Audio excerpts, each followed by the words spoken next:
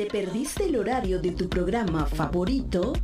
No te preocupes, ingresa a Siembra TV Multimedia y visualiza nuestro contenido completamente gratis, en exclusiva y en on demand. Y no olvides suscribirte y darle like a nuestra programación. Siembra TV, innovando hacia el futuro en el 2025.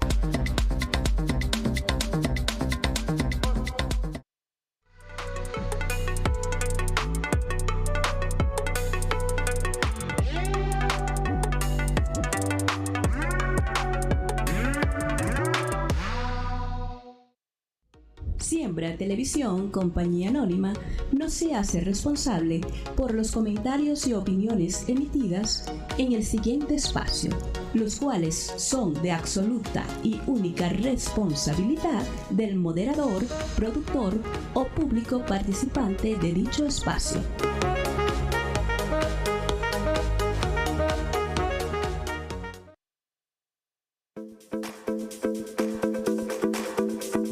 Programa supervisado con elementos de lenguaje, salud, sexo y violencia tipo B, que puede ser presenciado por niños, niñas y adolescentes bajo la supervisión de madres, padres, representantes o responsables.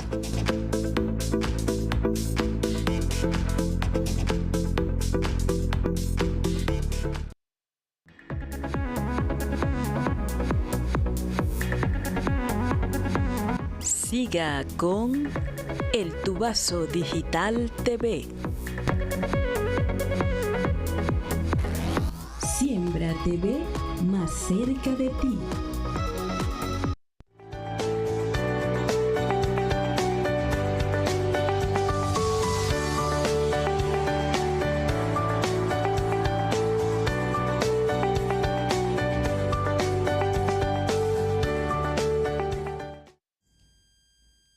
Hola gente de Venezuela, saludos, bienvenidos a Los Tubazos en TV, una alianza entre Siembra TV y El Tubazo Digital, una propuesta comunicacional que tiene que ver con el análisis y las noticias del día.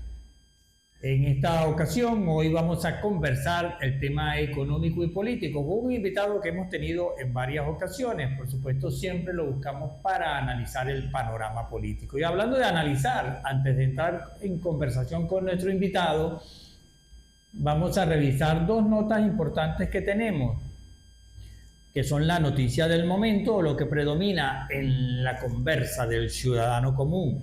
Una tiene que ver con el anuncio hecho por el presidente del Consejo Nacional Electoral, Luis Almorozo, sobre el tema de las elecciones. Ayer, en horas del mediodía, se informó que las elecciones de alcalde deben ser para el mes que viene, rapidito, ¿ok? Y en la semana que viene, a partir del lunes, deben estar postulándose los candidatos. Esto, por supuesto, generó sorpresa, generó confusión, generó indignación en algunos. Algunos consideran que deben darse más tiempo. Pero bueno, las elecciones debieron haber sido el 21 de noviembre, cuando se eligieron estos que cumplen sus 4 años, tanto gobernadores como alcaldes, pero se hizo antes. Y en este caso, bueno, ya se convocó, lo que significa que seguimos en la onda electoral y que desde este momento deben estar reunidos partidos políticos, los que van a participar. Ese tema lo vamos a analizar hoy con nuestro invitado. Pero fue la noticia de ayer y, por supuesto, para aquellas personas que participen o no, igual tienen el tema de conversa. Nuestro segundo tema de hoy, antes de entrar con nuestro invitado, tiene que ver con la crecida del dólar. En estos días se tomaron algunas medidas judiciales contra páginas que promovían dólares paralelos, cosa que fue aplaudida por mucha gente, pero eso queda claro que no detiene la subida del dólar. Hay un crecimiento de en el mercado, por supuesto ya sabemos lo que eso significa, lo que eso afecta, Y el dólar, bueno, anda rondando los 97, o ya está en 97, con ganas de llegar a 100 la semana que viene, muy seguramente, porque estamos en un alza que no tiene que ver o que no depende de eliminar una página, sino de otros factores que hoy vamos a analizar. Esas fueron nuestras dos noticias de hoy, dos noticias que generaron mucha tendencia, una a diario, como es el tema del económico, y otra política, el tema de las elecciones. Bien, y dicho esto, entramos a conversar con nuestro invitado, el economista Máximo Blanco, economista, analista político, asesor de movimientos políticos y también asesor y analista en temas económicos. Siempre lo buscamos para conversar sobre las tendencias económicas. Bienvenido, Máximo.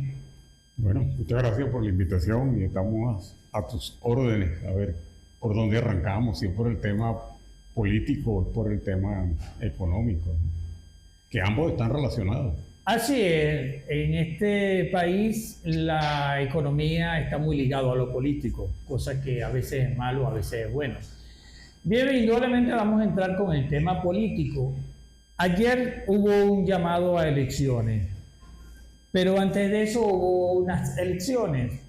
Nos gustaría saber, como los dos están muy pegados, ¿cuál es el balance que Máximo Blanco tiene sobre las elecciones del 25 de mayo?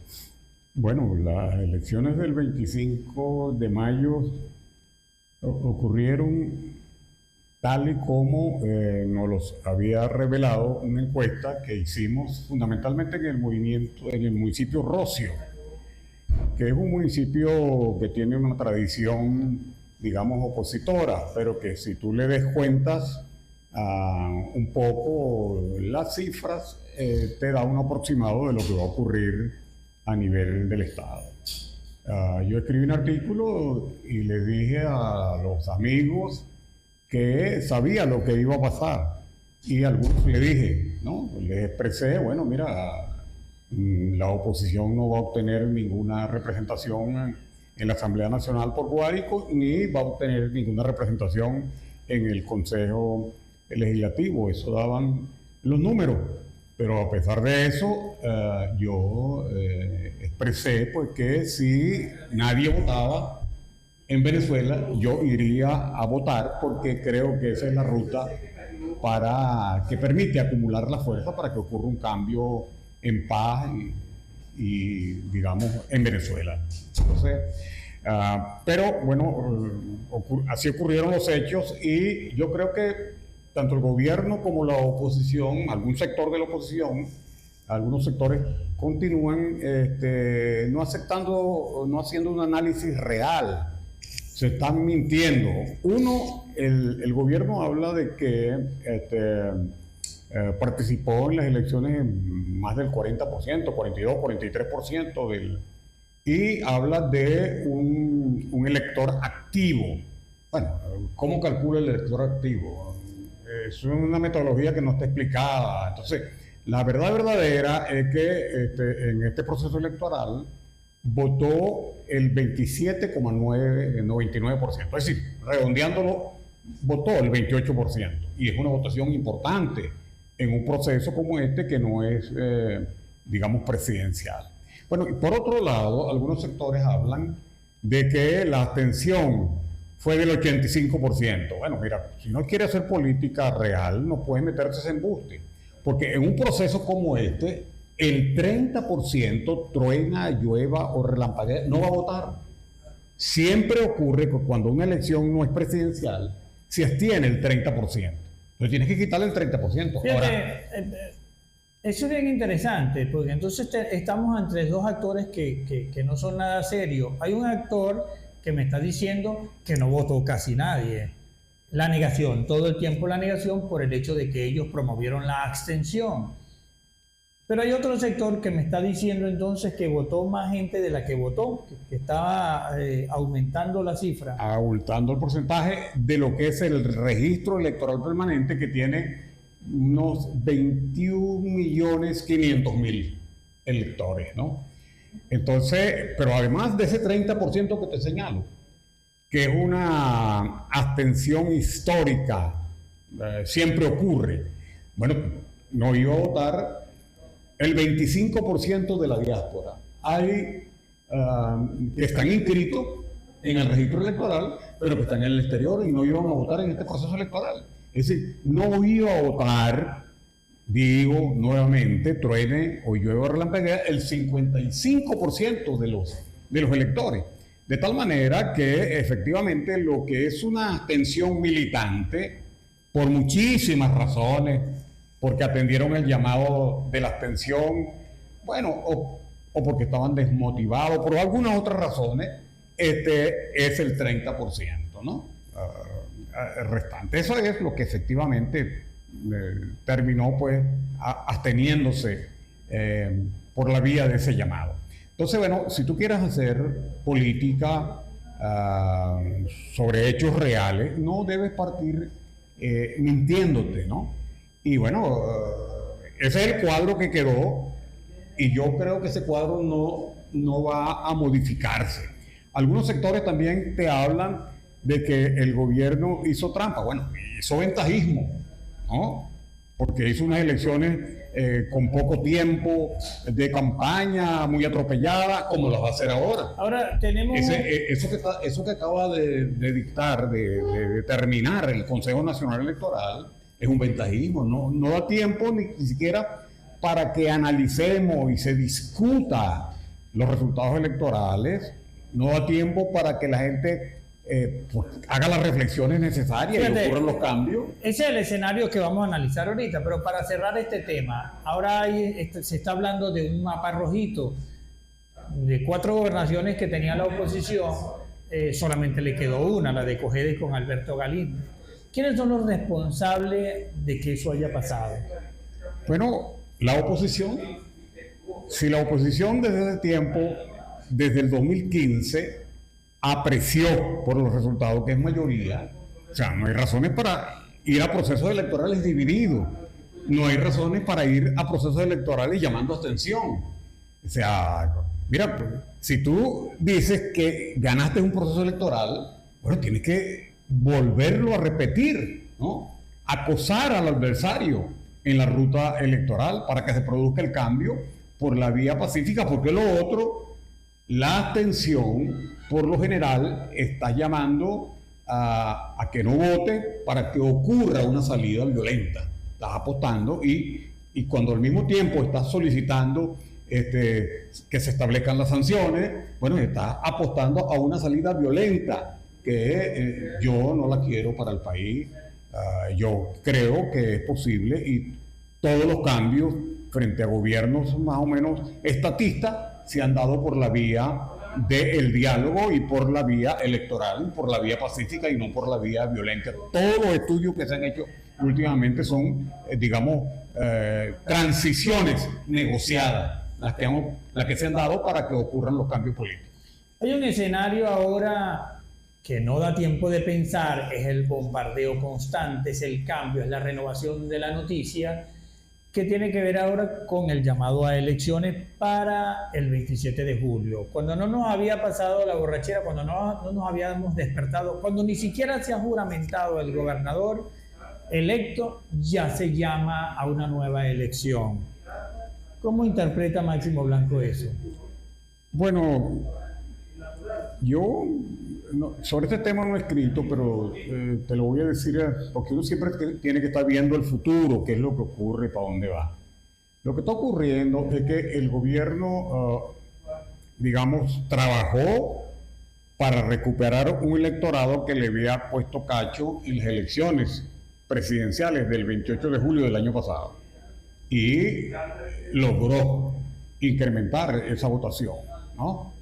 No mucha, pero sí logró encontrarse con algunos que silenciosamente le habían puesto cacho y que, bueno, silenciosamente retornaron a votar nuevamente, digamos, por el gobierno. El gobierno está preparándose para fortalecerse institucionalmente y, bueno, y atropella nuevamente para agarrar a la oposición sin que abra una discusión que permita que algunos sectores que se abstuvieron puedan comprender que la abstención favorecía al gobierno, que la abstención le permitió al gobierno recuperarse, que por lo menos entendieran eso y definitivamente entraran en la línea que yo estimo correcta, que es la línea electoral, la línea pacífica. Bueno, el gobierno, atropellando de esa manera, pretende ponerle la mano a todas las alcaldías. El gobierno se está fortaleciendo, digamos, institucionalmente y recuperando un parte de su electorado, porque desde los Estados Unidos están proponiendo, y eso lo dijo, lo expresó Marco Rubio, y ese no habla por su propia boca, sino que de alguna manera es del alto gobierno, está ahora solicitando que se repitan las elecciones presidenciales. Y el gobierno, una vez que esté bien recuperado y fortalecido, bueno, con una oposición y con unas leyes que va a aprobar, donde va a execrar a lo que llama el gobierno fascistas y apátridas de los procesos electorales, el gobierno posiblemente vaya a adelantar las elecciones presidenciales, así como viene adelantando todas las otras, pero en la medida que se sienta fortalecido. Y algunos compañeros de la oposición no entienden, no ven para allá, no ven lo que viene, no ven lo que está armando el gobierno. Ahora, y vamos a llegar a ese proceso bien debilitado institucionalmente, sin fuerza en alcaldías, en gobernaciones, sin sindicatos, sin movimiento agrario, sin partido, y por supuesto, ahí sí es verdad que nos irán a meter otra paliza. Señores sordos de la política, aprendan y entiendan, por favor, escuchen. Ahora, la pregunta aquí es, ¿qué debe entonces hacer la oposición luego del tema de las elecciones presidenciales, luego de los resultados pasados de las elecciones de gobernadores, ante esos dos reveses, esas dos situaciones que generaron frustración, desencanto para la oposición? ¿Qué debe hacer ahora? Bueno, yo aspiro que violentamente comprenda que fue un error la abstención, que la abstención, digamos, facilitó el fortalecimiento del gobierno, ¿no? No solamente ahora tenemos 117 alcaldías, teníamos 4 gobernaciones y perdimos 3. Ahora, le vamos a entregar las 117 alcaldías llamando nuevamente la abstención. Cuando son gobiernos locales, yo aspiro que cada quien en su localidad, ¿no?, que la oposición abra una discusión y, digamos, termine haciendo una unidad alrededor del liderazgo más fortalecido, ¿no?, que pueda competir, ¿no?, con posibilidades de victoria frente al gobierno que viene recuperándose, ¿no? Obviamente en el campo político, porque en los otros campos, digamos social y económico, está bien aporreado, bien fracturado. ¿Tú crees que ahorita sí pudieran predominar alianzas que no se hicieron para las elecciones de gobernadores, pero en este momento pudieran plantearse? Yo aspiro que predomine, ¿no?, que ocurra la sensatez y que la gente, que pueda abrirse una discusión en las localidades sin pararle a ese liderazgo nacional loco que desde Caracas decide quién es el gobernador, quién es el alcalde y quiénes son los candidatos. Sí. La política municipal debe ser regionalizada y municipalizada fundamentalmente. Que sea en la localidad, en cada municipio, que se decida cuál es el liderazgo que conviene y sobre todo no seguir tomando decisiones políticas con el corazón y con el hígado, sino con la cabeza. Y la cabeza significa tener datos de la realidad. La cabeza significa hacer encuestas para ver quién es el liderazgo que la bota más lejos, quién es el liderazgo que efectivamente puede vencer, ¿no?, al adversario, que en este caso es quienes están gobernando a Venezuela. Bueno, es un tema político de análisis. Algunos están en panaderías haciendo análisis, nosotros estamos aquí en la realidad. Vamos a un corte y regresamos en breve para seguir analizando este tema que está bien interesante.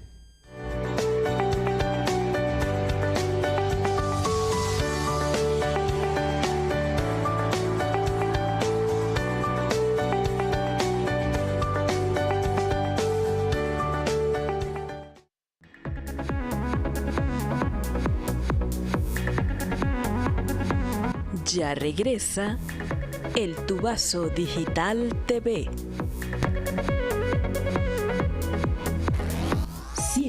TV más cerca de ti.